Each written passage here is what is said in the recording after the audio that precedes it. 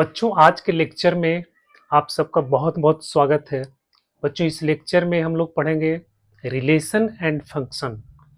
Class 11 के बच्चों के लिए ये एक इम्पॉर्टेंट चैप्टर है। रिलेशन एंड फंक्शन ऐसा चैप्टर है, खास करके फंक्शन ऐसा चैप्टर है, ठीक है, जो आपको मैथ के हर ब्रांच में आपको देखने को मिलेगा। तो इस चैप्टर को अच्छे तरह से समझना है, इसके कॉन्सेप्ट को क्लियर करना है। मैं आज इसके कॉन्सेप्ट को बहुत ही बेसिक से, बहुत ही स्टार्टिंग से हम लोग शुरू करेंगे।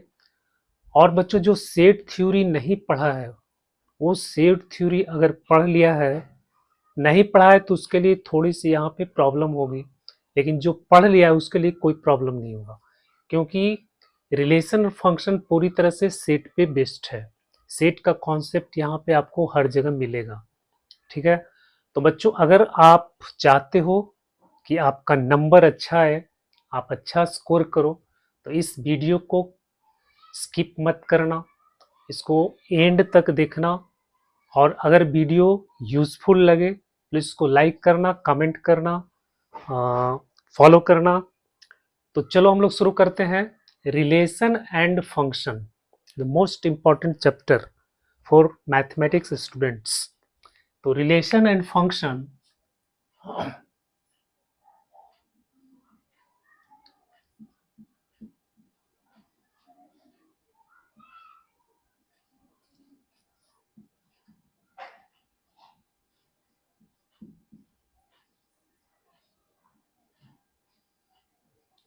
Relation and function. बच्चों, इसको रिलेशन को शुरू करने के पहले कुछ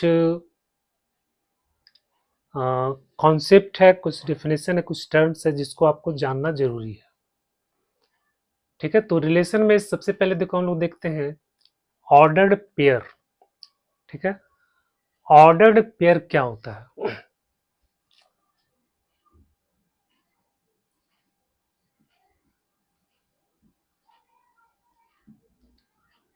ऑर्डर्ड पेयर, देखो इसी से स्पष्ट हो रहा है। पेयर मतलब क्या होता है? जोड़ा। ऑर्डर मतलब होता है क्रम, ठीक है।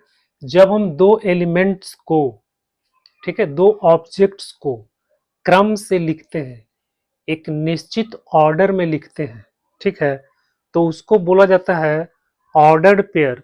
तो ordered pair consist of two objects of elements in a fixed order, ठीक है। ऑर्डर्ड पेयर क्या है?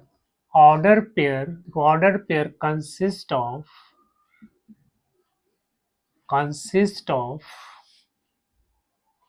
टू एलिमेंट्स और objects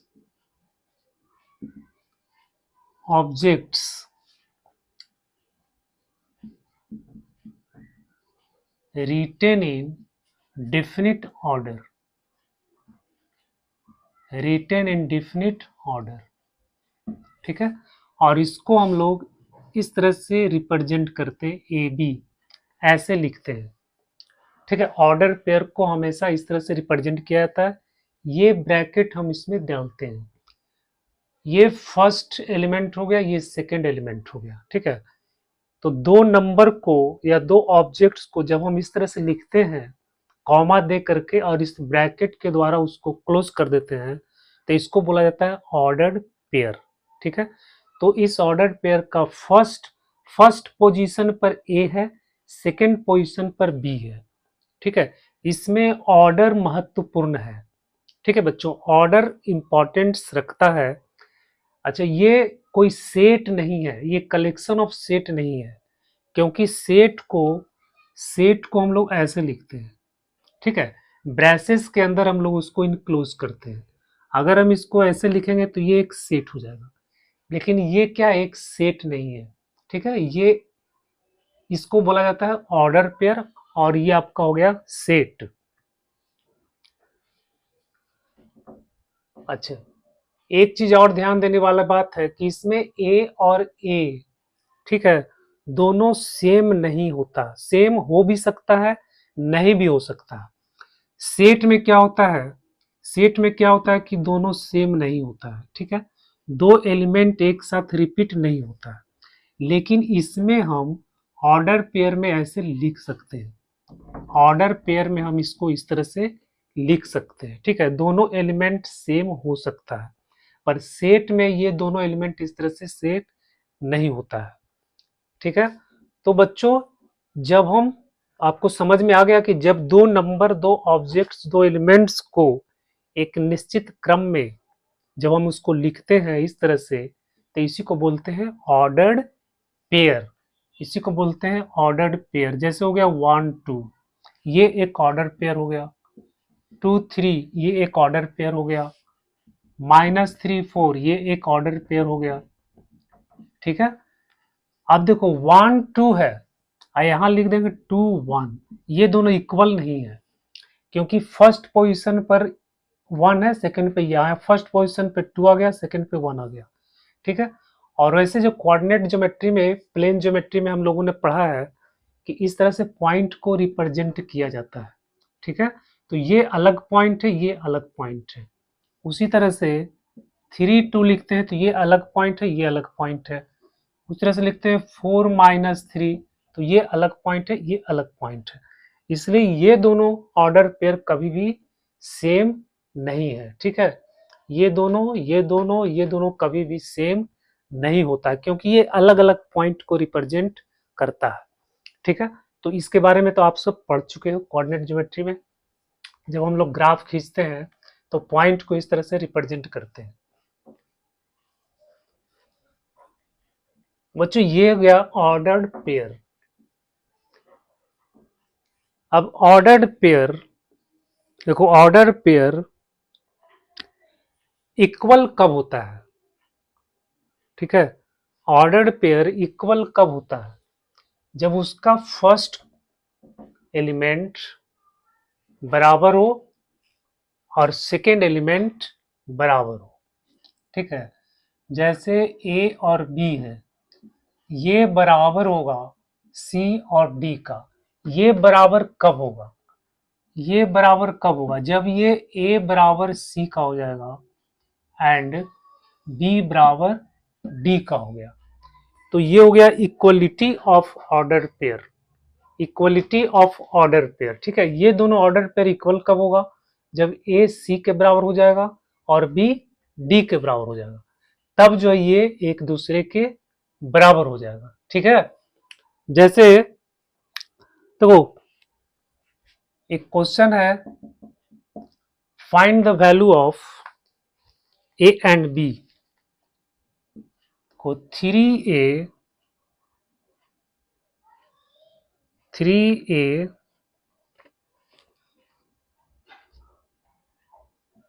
comma b plus 3 equal to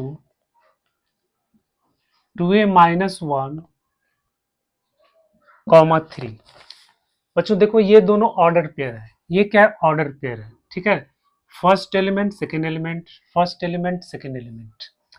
अब ये दोनों कह रहा है कि ये दोनों इक्वल है, ठीक है। तो इक्वल कब होगा, जब इसका फर्स्ट कोऑर्डिनेट, इसका फर्स्ट एलिमेंट इसके फर्स्ट एलिमेंट के बराबर हो, इसका सेकेंड एलिमेंट इसके सेकेंड एलिमेंट के बराबर हो। बच्चों, ये इक्वल कब होगा, जब 3a बराबर 2a -1 होगा, ठीक है। तो यहां से आपको 2a को हम इधर ले आएंगे तो 3 2a, a का वैल्यू कितना आ गया, -1। उसी तरह से सेकेंड में देखो b+3 ये बराबर होना चाहिए 3 का, तो यहां से b का वैल्यू आ गया 0, ठीक है। तो ये दोनों इक्वल कब होगा, जब a का वैल्यू होगा -1 और b का वैल्यू होगा 0, ठीक है। तो ये ऑर्डर्ड पेयर दोनों इक्वल कब होगा, a का वैल्यू देखो यहाँ -1 रखो तो इसके बराबर हो जाएगा, ठीक है। b का वैल्यू यहाँ 0 रखो तो इसके बराबर हो जाएगा। तो ये ऑर्डर्ड पेयर का इक्वलिटी हो गया। तो इसको ध्यान में रखना है कि ऑर्डर्ड पेयर इक्वल कब होता है, जब उसका फर्स्ट एलिमेंट दूसरे के फर्स्ट एलिमेंट के बराबर हो और सेकेंड एलिमेंट दूसरे के सेकेंड एलिमेंट के बराबर हो, ठीक है। अब हम लोग देखते हैं कार्टेशियन प्रोडक्ट। कार्टेशियन प्रोडक्ट क्या होता है,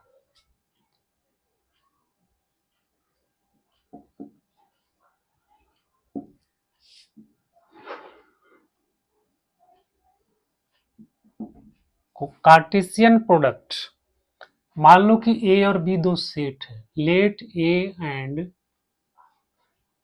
बी टू सेट्स। मान लेते कि ये भी टू सेट्स है,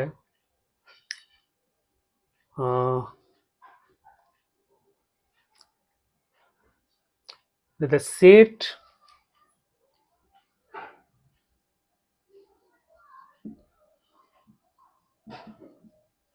then the set of all ordered pair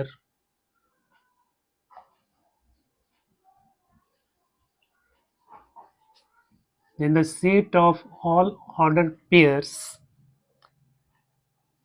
AB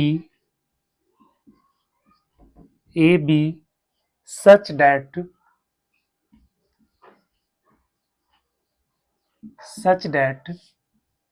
A belongs to A and B belongs to B is called Cartesian product of A and B two sets है, the set of all ordered pairs। देखो Cartesian product क्या होता है, set of all ordered pairs a b, मतलब जो Cartesian product है उसका जो एलिमेंट होता है वो सभी ऑर्डर्ड पेयर होता है, ठीक है। सेट ए क्रॉस बी, इसको डिनोट किया जाता है ए क्रॉस बी से, कार्टेशियन प्रोडक्ट को हम ए क्रॉस बी लिखते हैं। तो ए क्रॉस बी का जो भी एलिमेंट होगा वो आपका ऑर्डर्ड पेयर के फॉर्म में होगा, ठीक है। जितना भी एलिमेंट्स होगा सब आपका ऑर्डर्ड पेयर के फॉर्म में होगा। तो उसमें फिर कह रहा है कि ए बिलोंग्स टू ए और बी बिलोंग्स टू बी। ए जो एलिमेंट है वो ए को बिलोंग करना चाहिए, बी जो एलिमेंट है वो बी को एलिमेंट करना, मतलब इसमें जो हम ऑर्डर्ड पेयर बनाएंगे उसमें एक एलिमेंट हम ए से लेंगे, सेट ए से, और दूसरा एलिमेंट हम लेंगे सेट बी से, ठीक है। तो इस तरह से set of ordered pair, Cartesian product क्या है, सेट ऑफ ऑर्डर्ड पेयर्स है। जैसे देखो एक एग्जांपल से हम इसको समझते हैं।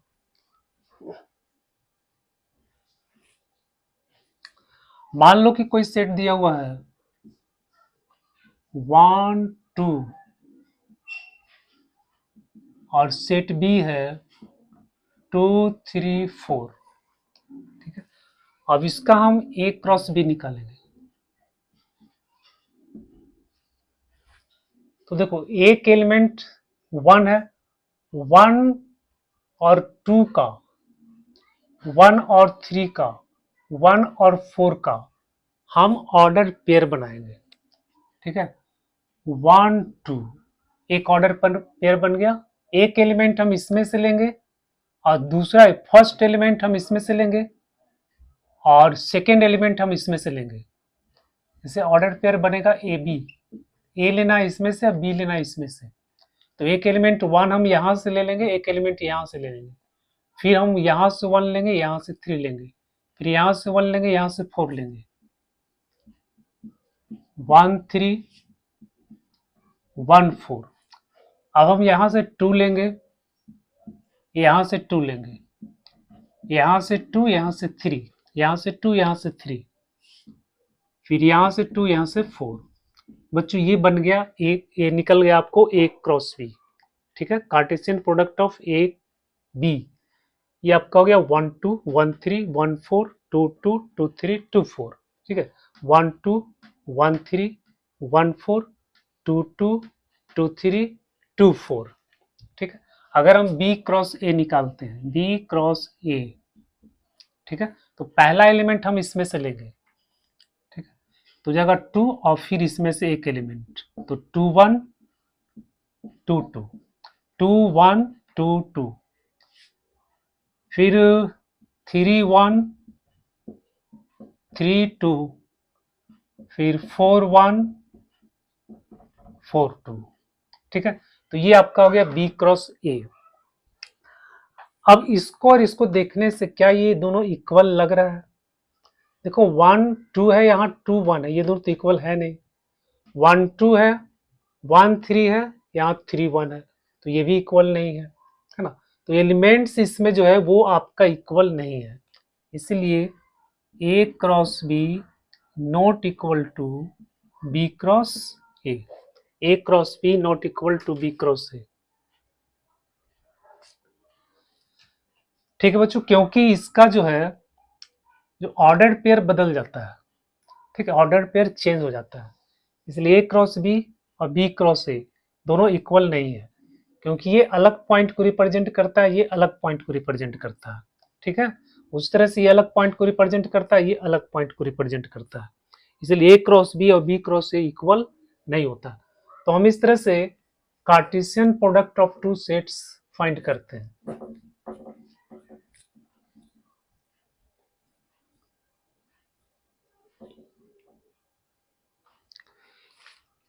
इसको हम लोग ए क्रॉस बी, इसको सेट बिल्डर फॉर्म में लिखेंगे, a B such that A belongs to A and B belongs to b. ठीक है बच्चों, तो इस तरह से हम इसको सेट बिल्डर फॉर्म में लिखते हैं। अब यदि मान लो कि ये ए बराबर 5 है या फिर बी बराबर 5 है, ये इम्प्टी सेट है या फिर ये इम्प्टी सेट है, दोनों में से कोई अगर इम्प्टी सेट है तो ए क्रॉस बी क्या हो जाएगा, ये भी आपका इम्प्टी सेट हो जाएगा, है ना। ये अगर इम्प्टी सेट है तो A cross B empty set हो जाएगा, ये अगर इम्प्टी सेट है तो ये भी इम्प्टी सेट हो जाएगा। ठीक है, या फिर दोनों इम्प्टी सेट है तो ये भी आपका इम्प्टी सेट हो जाएगा।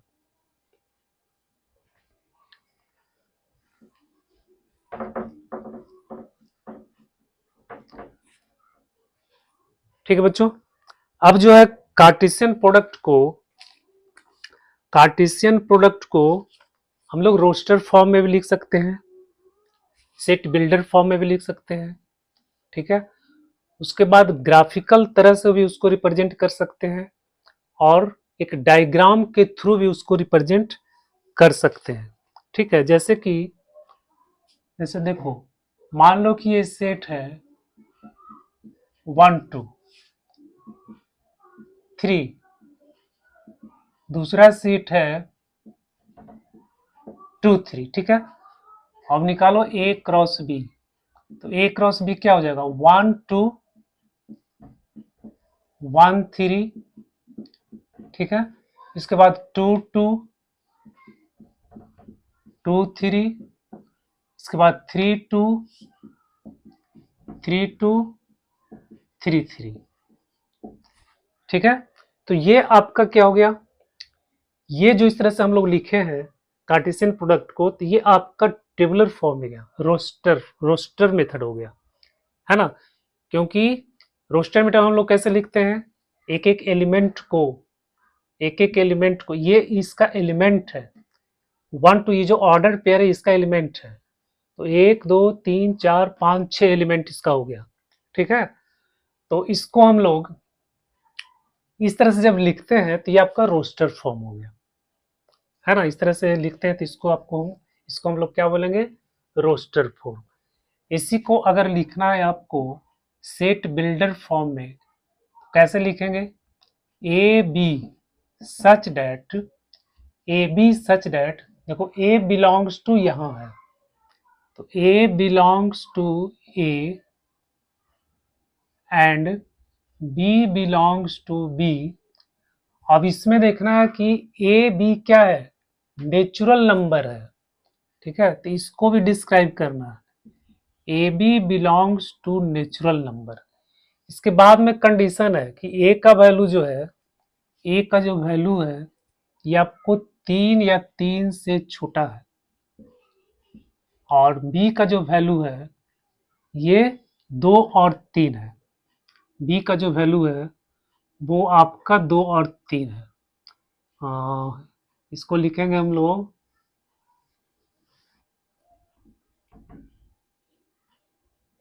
3 2, इस तरह से लिखेंगे बच्चों।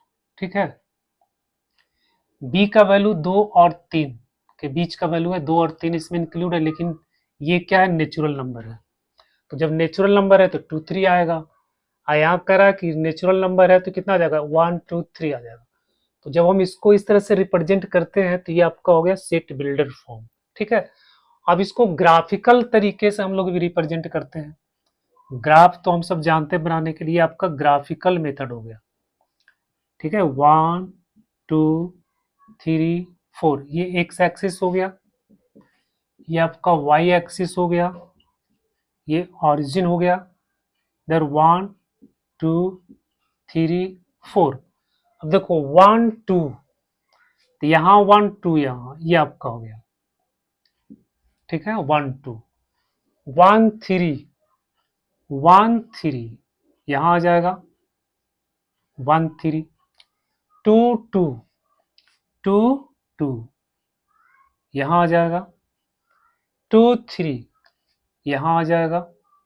ठीक है, फिर है 3 2 3 2 यहाँ आ जाएगा, 3 3 3 3 यहाँ आ जाएगा। ठीक है, तो ऐसे जब हम लोग रिप्रेजेंट करते हैं, ये ग्राफिकल तरीका हो गया, ग्राफिकल मेथड हो गया। एक और तरीका इसको रिप्रेजेंट करने का जिसको बोला जाता है एरो डायग्राम। ठीक है, ये मान लो सेट ए है और ये सेट बी है, इसमें एलिमेंट है 1 2 3 और इसमें एलिमेंट है 2 3। ठीक है, अभी देखो 1 2, तो इसको एरो से मिलाएंगे, 1 को 2 से, फिर 1 3, फिर 1 को 3 से मिलाएंगे। ठीक है, फिर 2 2, 2 को 2 से मिलाएंगे, 2 को 3 से मिलाएंगे।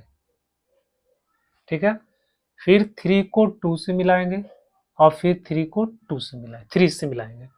बच्चों ये जो हो गया एरो डायग्राम हो गया, ये आपको रोस्टर मेथड हो गया, ये आपका हो गया सेट बिल्डर फॉर्म हो गया, ये हो गया ग्राफिकल मेथड और ये हो गया एरो डायग्राम मेथड। तो ये चार तरह से हम लोग कार्टेशियन प्रोडक्ट को रिप्रेजेंट करते हैं।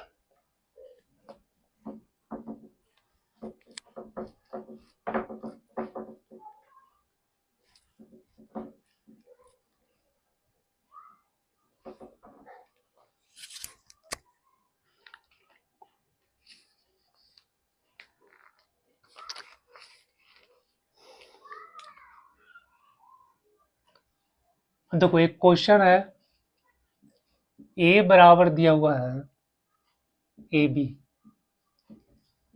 बी बराबर दिया हुआ है 1 2 3। अब यहां से आपको ए क्रॉस बी निकालना है। ठीक है, ए क्रॉस बी, तो ए क्रॉस बी क्या हो जाएगा, ए वन, ए का 1 के साथ ऑर्डर पेयर बन गया, फिर ए का 2 के साथ बन जाएगा, ए का 3 के साथ बन जाएगा, फिर बी का 1 के साथ, बी का 2 के साथ, बी का 3 के साथ, तो हो गया B1 B2 B3।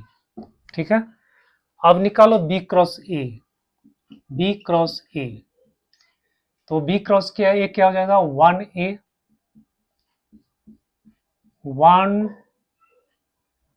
1A 1B, फिर 2A 2B 2A 2B, फिर 3A 3B 3A 3B। ठीक है, तो अब निकालना आपको A cross B intersection B cross A. बच्चों बताओ A cross B intersection B cross A क्या होगा, A cross B intersection B cross क्या होगा आपका। इंटरसेक्शन का मतलब क्या होता है, कॉमन एलिमेंट्स। ठीक है, यहां भी सेट थ्योरी का प्रयोग किया गया है। सेट्स ऑफ इंटरसेक्शन, दो सेट का इंटरसेक्शन का मतलब क्या है, जो दोनों में कॉमन है, जो दोनों में मिलता है। ठीक है, तो इसमें इसमें कोई कॉमन एलिमेंट है जो मिल रहा है, ठीक है, नहीं मिल रहा है, तो इसका मतलब ये क्या हो जाएगा आपको, इम्प्टी सेट। तो A cross B intersection B cross A बराबर हो गया इम्प्टी सेट।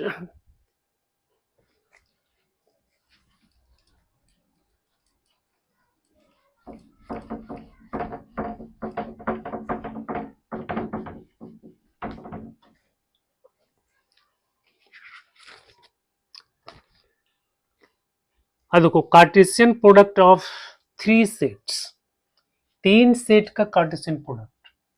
मान लो कि आपको सेट दिया हुआ है 1 2, सेट बी दिया हुआ है 3 4, सेट सी दिया हुआ है 5 6।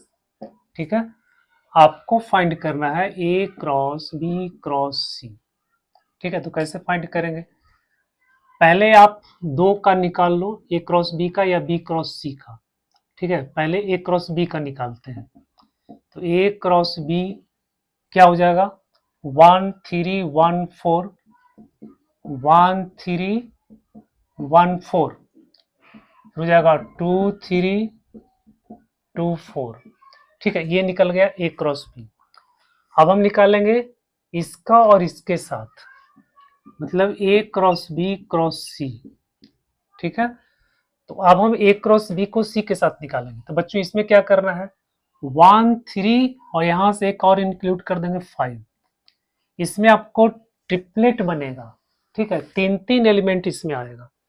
तो 1 2 3 यहां से आएगा, 5 यहां से आएगा, ये हो जाएगा 1 3 5, ऐसे हो जाएगा। फिर 1 3 6, 1 3 6 इस तरह से। फिर 1 4 5, 1 4 5, फिर 1 4 6।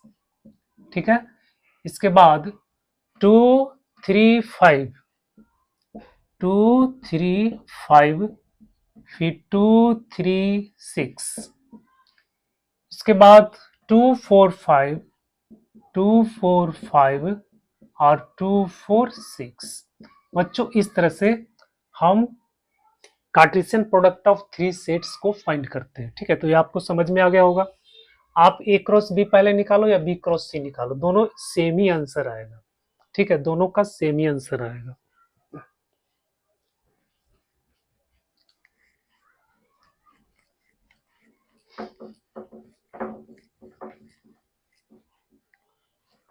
अब नंबर देखो, number of elements in Cartesian product, number of elements in Cartesian product, number of elements in Cartesian product.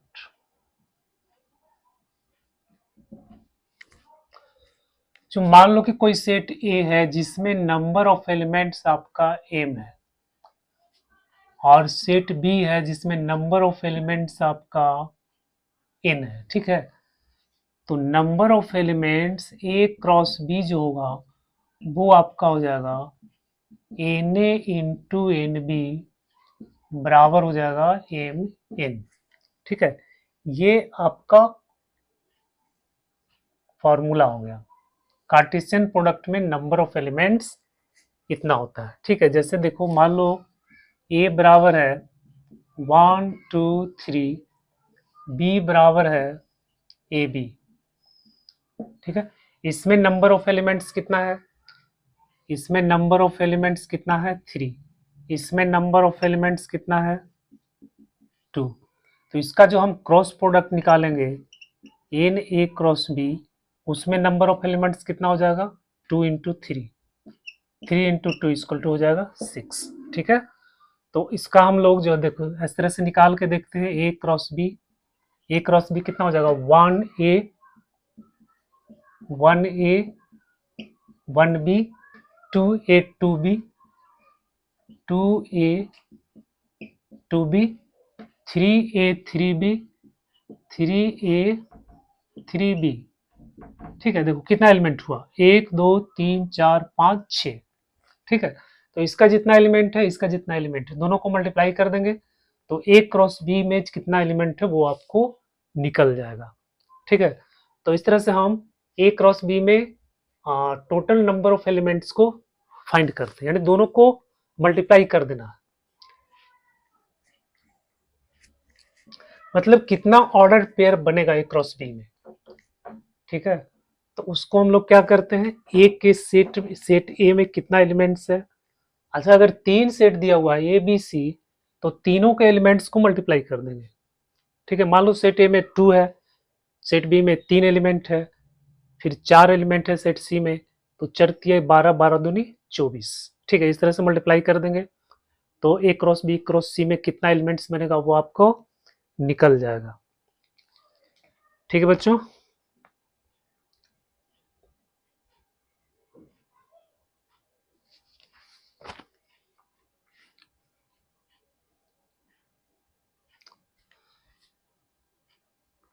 देखो एक क्वेश्चन है, कह रहा if the ordered pair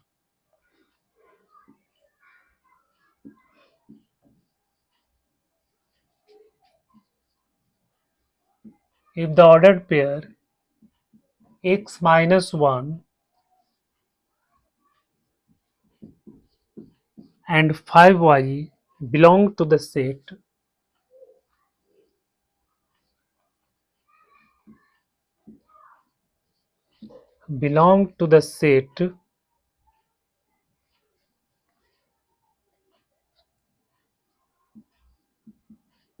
AB such that 2a minus 3 find xy, find xy। बच्चों ये एक ordered pair का set है, ऑर्डर्ड पेयर का सेट है मतलब कार्टेशियन प्रोडक्ट है ना। ऑर्डर्ड पेयर में इसका एलिमेंट ए बी दिया हुआ है, मतलब ये दो सेट का कार्टेशियन प्रोडक्ट आपको दिया हुआ है। ठीक है, सेट ए का एलिमेंट है ए, सेट बी का एलिमेंट है बी। कह रहा ये दोनों इसी कार्टेशियन प्रोडक्ट का दो एलिमेंट है, x माइनस 1 और 5y। इसी कार्टेशियन प्रोडक्ट का ये दोनों क्या है, एलिमेंट है ना। इसका मतलब क्या हो गया कि ये का वैल्यू इसमें, इसको अगर हम देखेंगे तो a जो है x के बराबर हो जाएगा और b माइनस 1 के बराबर हो जाएगा। ठीक है, क्योंकि x माइनस 1 क्या है, ये जो कार्टेशियन प्रोडक्ट जो दिया हुआ है, डिफाइन किया गया है। ठीक है, A B such that b equal to 2a minus 3, तो इसके बीच में एक रिलेशन दिया है b बराबर 2a माइनस 3। ठीक है बच्चों, और ये इसी का एलिमेंट है, तो इसका मतलब क्या है, पहला पार्ट a के बराबर हो जाएगा, दूसरा पार्ट b के बराबर हो जाएगा। मतलब कि आपको a बराबर हो जाएगा x और b बराबर हो जाएगा -1। अब ये जो इसको सेटिस्फाई करेगा, तो b कितना हो गया -1, a कितना हो गया x, तो 2x माइनस 3। बच्चों यहाँ से 2x बराबर हो जाएगा -1 प्लस 3 इक्वल टू 2, तो x का वैल्यू कितना आ गया 1। ठीक है, x का वैल्यू निकल गया। उसी तरह से ये जो है ये भी इसका एक एलिमेंट है, इस कार्टेशियन प्रोडक्ट का ये भी एक एलिमेंट है, तो ये भी इसको सेटिस्फाई करेगा। तो यहाँ पे a किसके बराबर हो गया 5 का और b बराबर हो गया y का। अब ये दोनों इसमें हम पुट करेंगे तो y बराबर हो जाएगा 2 इंटू 5 माइनस 3, तो हो जाए 10 माइनस 3 बराबर कितना आ गया 7। ठीक है, तो x का वैल्यू 1 आ गया, y का वैल्यू 7 आ गया।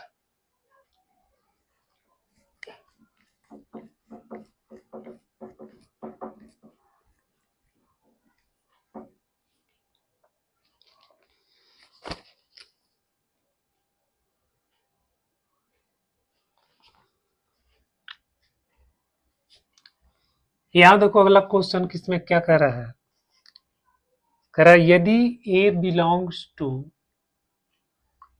2 4 6 9 and b belongs to 4 6 18 27, then the set of all ordered pairs such that a divides b।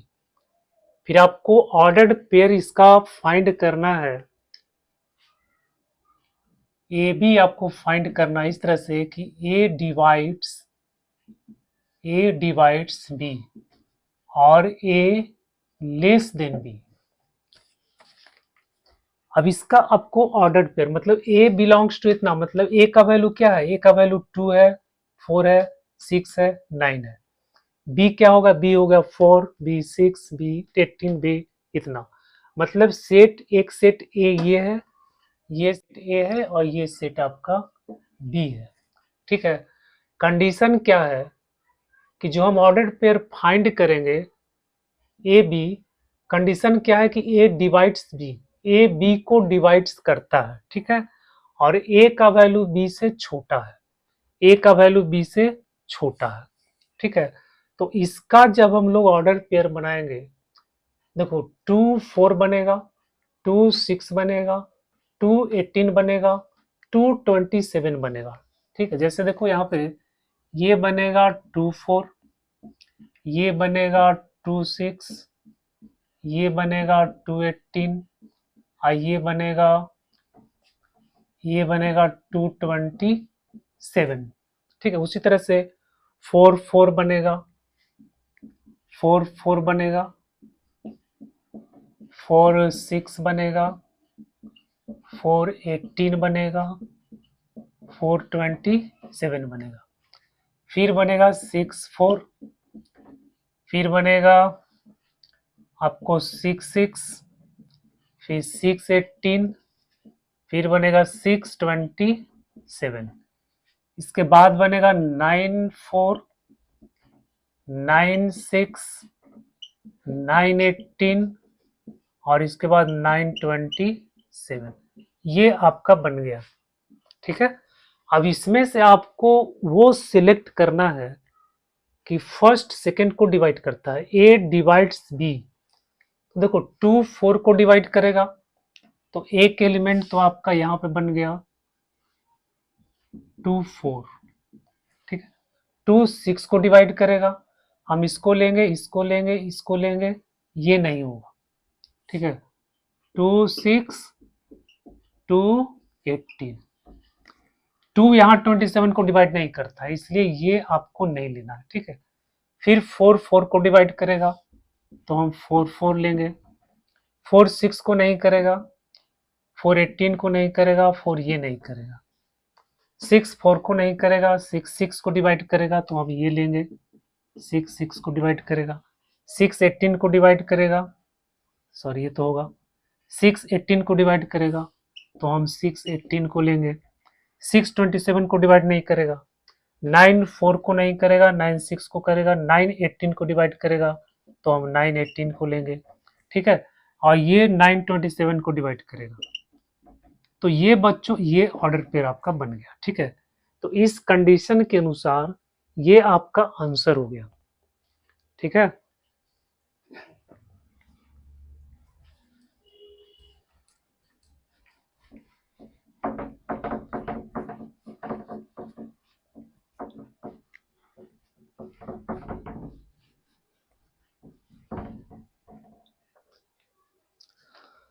अब हम लोग देखते हैं रिलेशन। अब हम लोग देखते हैं रिलेशन।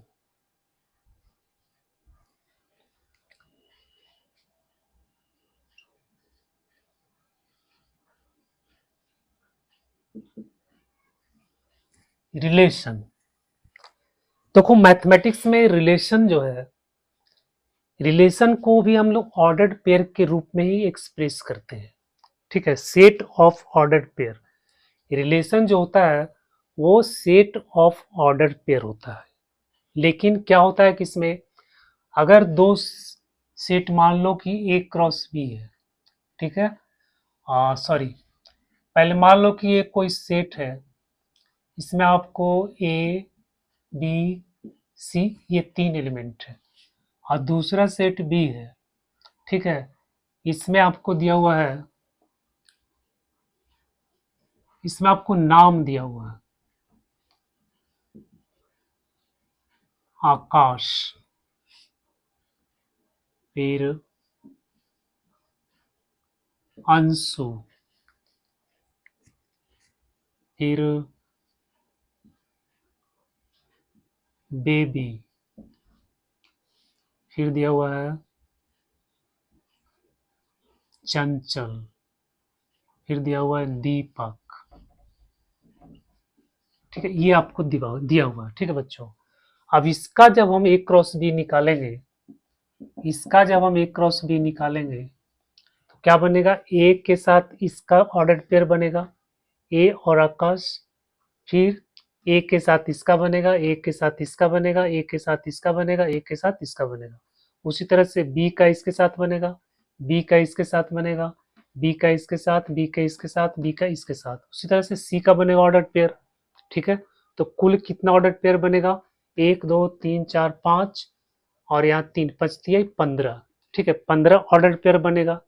ठीक है, अब हम एक जो है एक सेट डिफाइन करते हैं। तो एक सेट डिफाइन करते हैं इस तरह से, x y such that, x y such date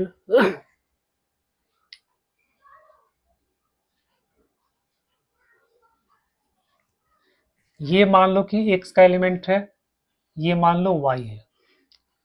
ठीक है, अब एक्स वाई सच डेट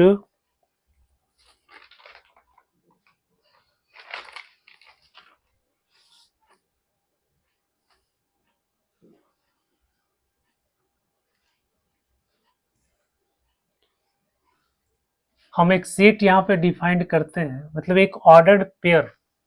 ठीक है, डिफाइन करते हैं x y such that x x is the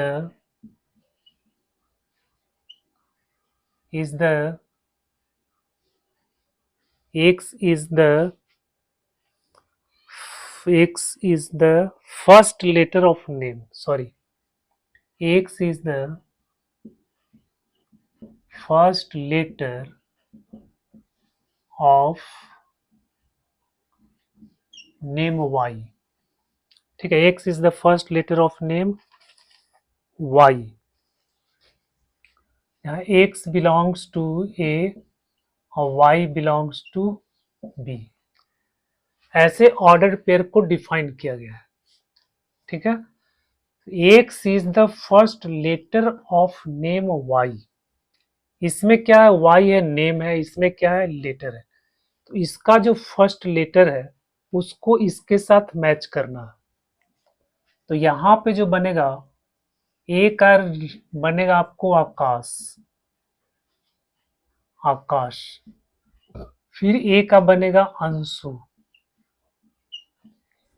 क्योंकि ये क्या है? इसका फर्स्ट लेटर है। ठीक है, ए क्या है? इसका फर्स्ट लेटर है। फिर आपका बनेगा बी बेबी, बी बेबी। और सी बनेगा चंचल, चंचल। बच्चों ये एक ऑर्डर पेयर का सेट बन गया। ठीक है, अब इसमें हम क्या देख रहे हैं? इसके इसके बीच में एक रिलेशन है, इसके इसके बीच में एक रिलेशन है, इसके इसके बीच में एक रिलेशन है, इसके इसके बीच में एक रिलेशन है। ठीक है, वो रिलेशन क्या है कि जो फर्स्ट है सेकंड के फर्स्ट लेटर है, ये सेकंड का फर्स्ट लेटर है यहाँ पे। ठीक है, x is the first letter of name, इतना। और ये जो है एक्स क्रॉस बी का एक सबसेट है ना। ए क्रॉस बी अगर हम फाइंड करेंगे तो इसमें आपको ए आकाश ए अंशु इसमें आएगा। ठीक है, तो उसका जो है ए क्रॉस बी जो हम बनाएंगे, ठीक है, इसमें जो एलिमेंट आएगा तो आर क्या हो जाएगा? आर हो जाएगा, आर सबसेट हो जाएगा ए क्रॉस बी। ठीक है, आर सबसेट हो जाएगा ए क्रॉस बी। ठीक है, तो बच्चों ए क्रॉस बी का जो सबसेट होता है उसको हम लोग बोलते हैं relation, relation from A to B, relation from A to b. तो रिलेशन क्या है? Relation is a subset of, relation is a subset of A cross b, relation is a subset of, relation is a subset of A cross b. ठीक है, from A to B. Relation हमेशा a cross B का एक subset होता है, यानी कह लो कि ए क्रॉस बी का जितना सबसेट बनेगा सबको हम रिलेशन बोलेंगे। ए क्रॉस बी का जितना सबसेट बनेगा सबको हम रिलेशन बोलेंगे।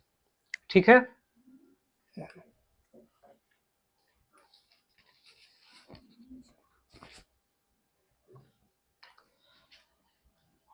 जैसे मान लो कि ए बराबर 1 2 है, बी बराबर है एम एन। ठीक है, अब इस हम निकालते हैं ए क्रॉस बी, तो क्या हो जाएगा, 1 एम हो जाएगा, 1 एन हो जाएगा, 2 एम हो जाएगा, 2 एन हो जाएगा। ठीक है, अब देखो R1 हम लिखते हैं, R1 1 एम 1 एन, फिर R2 1 एम 2 एन, फिर R3 1 एम 3 एन। ठीक है, तीन हम सेट लिए यहाँ पे, ऑर्डर पेयर का 3 सेट है। बच्चों देखो R1 जो है इसका सबसेट है, क्योंकि इसमें 1 एम है 1 एन भी है, तो R1 क्या हो गया, R1 सबसेट हो गया ए क्रॉस बी का। इसका मतलब R1 क्या है, एक रिलेशन है। R1 क्या, एक relation from A to b हो गया। उसी तरह से R2 जो है ये भी ए क्रॉस बी का एक सबसेट है, तो R2 भी एक रिलेशन हो गया। R3 में क्या है, देखो 1 एम इसमें है, 3 एम इसमें नहीं है, मतलब R3 जो है ये सबसेट नहीं है ए क्रॉस बी का, तो R3 रिलेशन नहीं होगा। R3 is not a relation from A to b, a to b में R3 कोई रिलेशन नहीं है।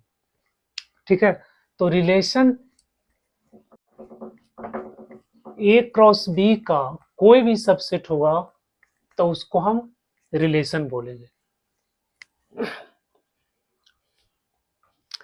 अब है डोमेन एंड रेंज। डोमेन और रेंज, देखो ये दोनों भी सेट होता है, set of all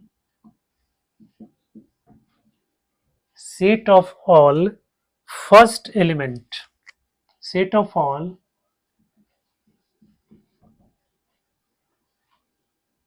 first element of ordered pair,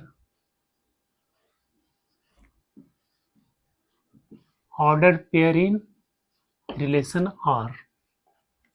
ठीक है, ये क्या है, set of all second element of ordered pair in R. जो रिलेशन का जो ऑर्डर्ड पेयर बनता है, ठीक है, उसका जो एलिमेंट होता है ऑर्डर पेयर, उसका जो फर्स्ट एलिमेंट का जो सेट होता है उसको हम लोग बोलते हैं डोमेन। ठीक है, और सेकेंड एलिमेंट का जो सेट होता है इसको हम लोग बोलते हैं रेंज। जैसे देख लो, मान लो कि कोई सेट है ए, ये है ए बी, ठीक है, दूसरा सेट है बी, ये है एम एन ओ। अब इसका हम लोग इसका हम लोग एक रिलेशन लिखते हैं आर। इस रिलेशन में लिखते हैं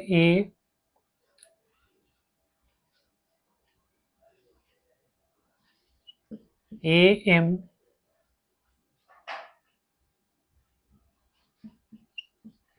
बी एन ए ओ, इस तरह से।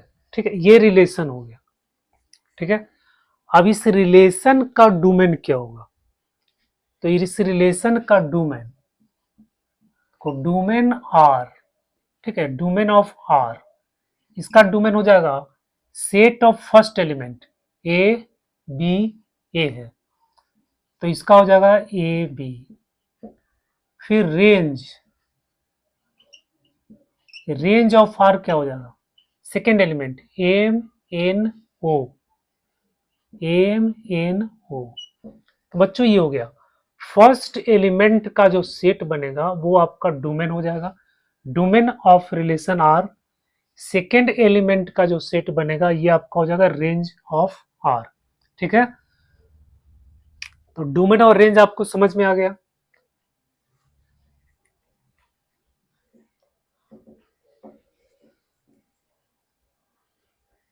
इसको हम लोग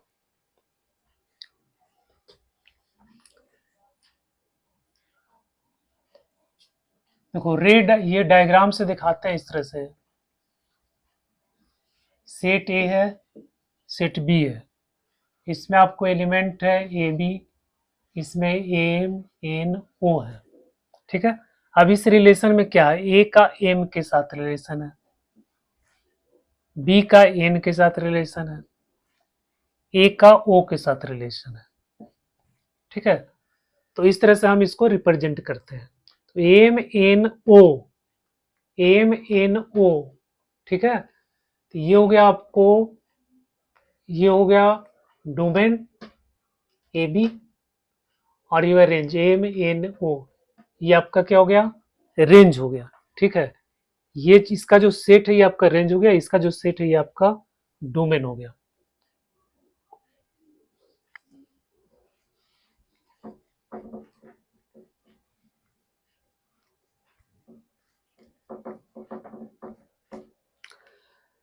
ठीक है।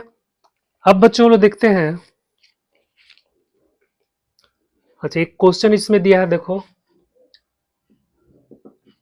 क्वेश्चन है, क्वेश्चन ए बराबर 1 2 3 4 5 6, ठीक है। Define R A to A, ठीक है, define R A to A.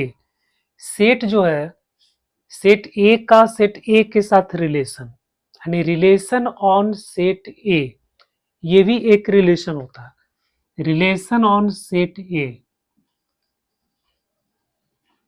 Relation on set ए, सिर्फ ए में रिलेशन। मान लो कि कोई सेट दिया हुआ है 1 2, ठीक है। अब ए को ए के साथ, अब इसका हम लोग प्रोडक्ट निकालेंगे, ए इतना तो जाएगा 1 1 1 2 2 1 2 3, ठीक है बच्चों। तो ये ए का क्रॉस प्रोडक्ट हो गया ए का ए के साथ। अब इसमें कोई रिलेशन हम डिफाइन करते हैं, जैसे 1 1 2 2, ठीक है। तो ये एक रिलेशन बना, इस रिलेशन को बोलेंगे रिलेशन ऑन सेट ए, ठीक है, रिलेशन ऑन सेट ए। और अगर ए बी होता है तो उसको बोलते हैं relation from A to B, relation from A to B. इसमें बोलेंगे रिलेशन ऑन सेट ए, ठीक है। तो इस सवाल में आपको दिया हुआ है relation on set A, relation on set ए दिया हुआ है। अब ये रिलेशन को डिफाइन किया गया है x y such that y is equal to x plus 1, ये आपको डिफाइन किया गया है, ठीक है। तो अब इसी के अनुसार जो है आपको ये रिलेशन फाइंड करना है, ठीक है। तो मान लो कि हम ए क्रॉस ए निकालेंगे, तो आपको क्या बनेगा, 1, पहले 1 1 बनेगा, फिर 1 2 1 3 1 4 1 5 1 6, इस तरह से बनेगा, 1 2 1 3 1 4 1 5 1 6, ऐसे बनेगा। फिर आपको बनेगा 2 1 2 2 2 3 2 4, इस तरह से बनेगा, 2 1 2 2 2 3 2 4 2 5 2 6, ठीक है बच्चों। इस तरह से 3 का बनेगा। अब रिलेशन में क्या है, रिलेशन में आपको कौन कौन सा ऑर्डर पेयर आएगा, कह रहा सेकेंड वाला जो है एक से एक अधिक होना चाहिए, ये जो है इससे एक अधिक होना चाहिए। देखो 1 2 है, 1 2 है, 2 जो है इससे एक अधिक है, तो आपको इसमें 1 2 आ जाएगा, ठीक है। 1 3 नहीं आएगा, 1 4 1 5 1 6 नहीं आएगा, 2 1 नहीं आएगा, 2 2 नहीं आएगा, 2 3 आ जाएगा, क्योंकि ये वाला इससे एक अधिक है, 2 3 आ गया, 2 4 2 5 2 6 नहीं होगा। उसी तरह से देखो 3 1 नहीं होगा, 3 2 नहीं होगा, 3 3 नहीं होगा, 3 4 हो जाएगा। 3 4 इसमें आ गया, ठीक है। उसके बाद फिर नहीं होगा, फिर 4 4 नहीं होगा, 4 5 हो जाएगा, 4 5 हो जाएगा। उसके बाद 5 6 हो जाएगा। ठीक है बच्चों, तो ये हो गया रिलेशन। ये जो है ए क्रॉस ए का एक सबसेट है ना। आर क्या है, ए क्रॉस ए का सबसेट है, ये एक रिलेशन बन गया। अब इसका कह रहा है कि इसका डोमेन बताओ, तो इसका डोमेन क्या हो जाएगा, डोमेन ऑफ आर क्या हो जाएगा, set of first element 1 2 3 4 5, set of first 1 2 3 4 5। ठीक है, ये हो गया। रेंज क्या हो जाएगा, range of R set of second elements 2 3 4 5 6, 2 3 4 5 6।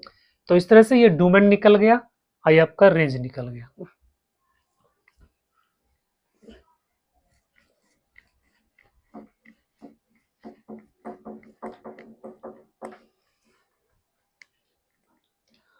अब देखो number of relations, number of relations, number of relations कितना होगा। मान लो कि ये सेट है आपको 1 2 3, दूसरा सेट है 2 3। ठीक है, अब एक क्रॉस बी निकालते हैं, तो ए क्रॉस बी में हो गया 1 2 1 3 2 2 2 3 3 2 3 3। ठीक है बच्चों, ए क्रॉस बी निकल गया। ठीक है, कह रहा है नंबर ऑफ रिलेशन, तो नंबर ऑफ रिलेशन का मतलब क्या हुआ, इसका कितना सबसेट बनेगा, क्योंकि ए क्रॉस बी का जो सबसेट होता है उसी को हम लोग रिलेशन बोलते हैं। तो इसका जितना सबसेट बनेगा उतना ही रिलेशन होगा, है ना।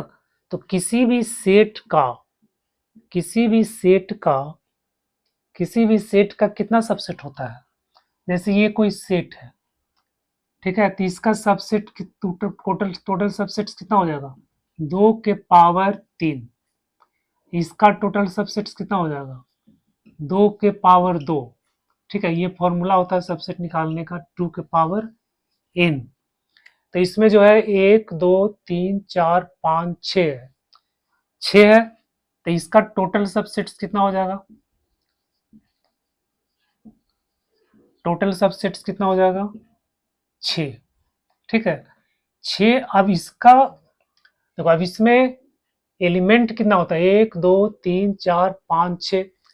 अब इसमें एलिमेंट्स निकालने का फॉर्मूला है ए क्रॉस बी बराबर क्या होता है, n A cross n B.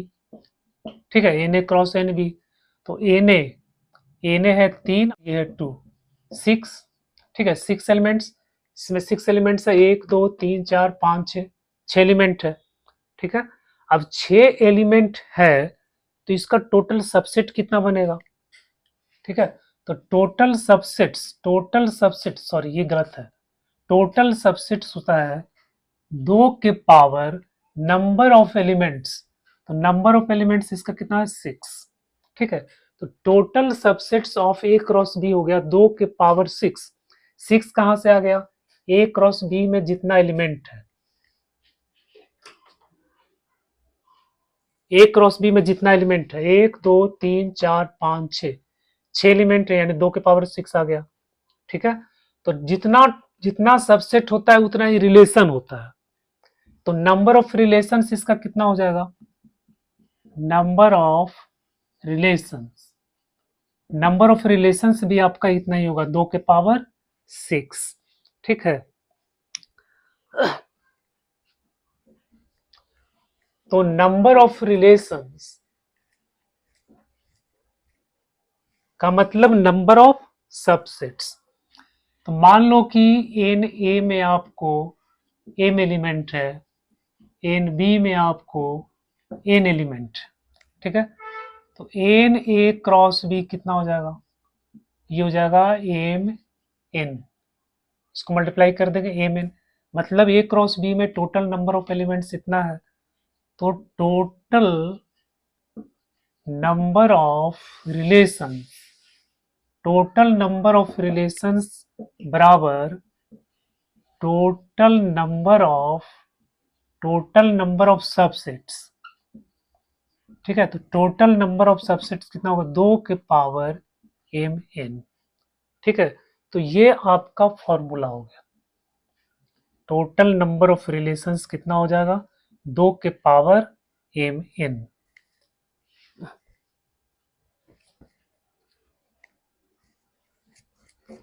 जिसमें एम्प्टी सेट भी इंक्लूड है, ठीक है, जिसमें एम्प्टी सेट भी इंक्लूड है।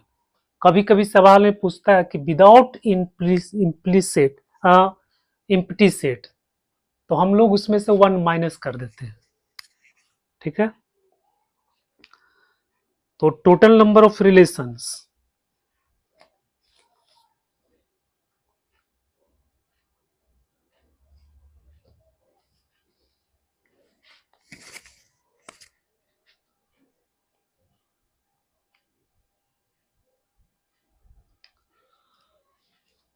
मान लो कि ये सेट है ए 1 2 3, सेट बी है ए बी सी डी, बताना टोटल नंबर ऑफ रिलेशंस कितना बनेगा, ठीक है। तो टोटल नंबर ऑफ रिलेशन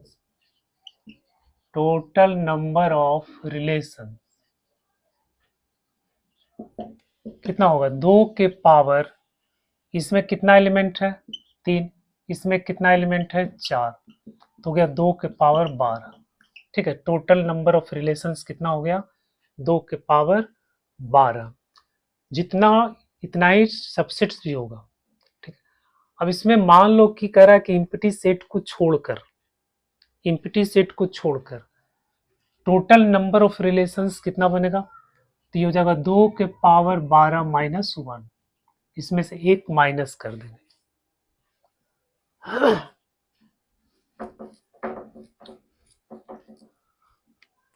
अब बच्चों देखो इनवर्स रिलेशन क्या होता है,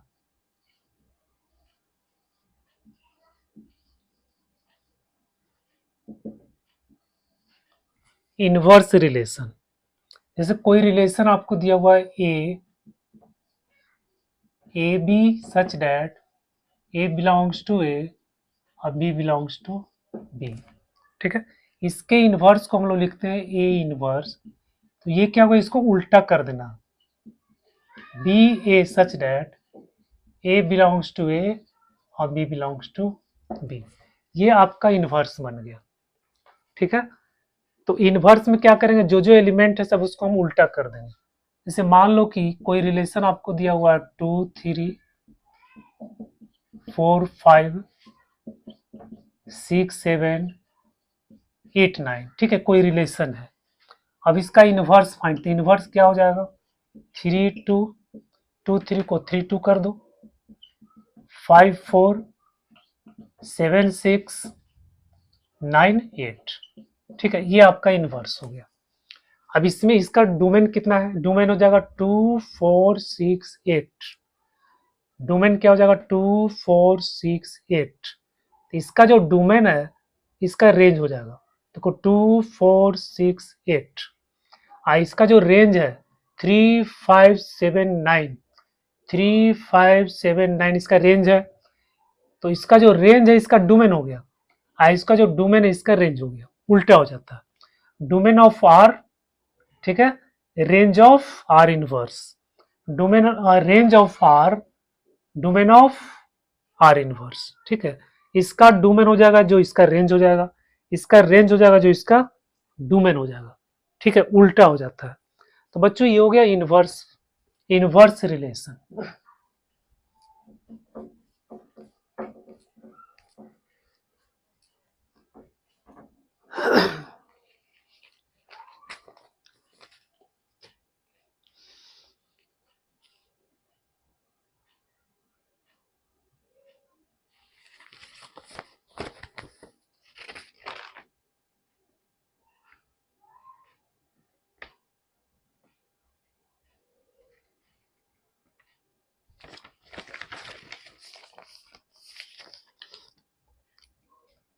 देखो ये रिलेशन डिफाइन है r बराबर x cube such that x is a prime, x is a prime number less than 10। ठीक है, ये रिलेशन डिफाइन है। अब इसमें आपको कह रहा है प्राइम नंबर लेस देन 10। बच्चों इसमें कह रहा है कि डोमेन फाइंड करो, रेंज फाइंड करो और आर इनवर्स फाइंड करो। डोमेन फाइंड करो, रेंज फाइंड करो और आर इनवर्स फाइंड करो। ठीक है, तो सबसे पहले तो हमें रिलेशन को देखते हैं क्या होगा। देखो एक से यहाँ पे यहाँ एक्स क्यूब है, x is a prime number less than 10, तो 10 से छोटा प्राइम नंबर क्या क्या हो जाएगा, 2 हो जाएगा, 3 हो जाएगा, 5 हो जाएगा, 7 हो जाएगा। ठीक है, 10 से छोटा प्राइम नंबर हो गया 2, 3, 5, 7। अब इसका जो ऑर्डर पेयर बनेगा, अगर हम यहाँ 2 लेंगे तो ये कितना हो जाएगा, 2 दूनी 4, 4 दूनी 8। 3 लेंगे तो 3 3 9 होती है 27, इतना हो गया। 5 लेंगे तो 5 5 25, 25 5 25 से 5 125। 7 लेंगे तो 7, फिर 7 7 49 और 9 7 63, 6 7 28, 28 28, ये 34, 3 4 3। बच्चों ये आपका रिलेशन बन गया। ठीक है, ये रिलेशन बन गया। अब इसका कह रहा डोमेन बताओ, तो डोमेन आर क्या हो जाएगा, फर्स्ट 2 3 5 7, 2 3 5 7। रेंज क्या हो जाएगा, रेंज आर क्या हो जाएगा, सेकेंड वाला एलिमेंट 8 27, 8 27, 125, 125 और 343। ठीक है, ये आपका रेंज निकल गया। फिर कह रहा आर इनवर्स बताओ, तो आर इनवर्स बहुत आसान है, इसको उलट दो, 2 8 को 8 2 लिख दो। ठीक है, 327 को 27 3 लिख दो, 125 5 हो गया, 343 7 हो गया। ठीक है, ये आपका इनवर्स निकल गया। ठीक है, ये आपका इनवर्स निकल गया। तो बच्चों ये कहानी थी आपको रिलेशन का। ठीक है, तो इस वीडियो में हमने रिलेशन को काफी अच्छी तरह से डिस्कस कर लिया है, काफी अच्छी तरह से समझ लिया है। ठीक है, नेक्स्ट वीडियो में हम लोग करेंगे फंक्शन। ठीक है, फंक्शन बहुत ही इंपॉर्टेंट कॉन्सेप्ट है मैथमेटिक्स का, फंक्शन जो हर जगह आपको मिलेगा, चाहे वो ट्रिग्नोमेट्री हो, चाहे अलजेब्रा हो, कोई भी मैथ हो, हर जगह, चाहे कैलकुलस हो, function is most important concept of mathematics. तो बच्चों ये वीडियो आपको कैसा लगा, प्लीज इसको लाइक करना, कमेंट करना, सब्सक्राइब करना।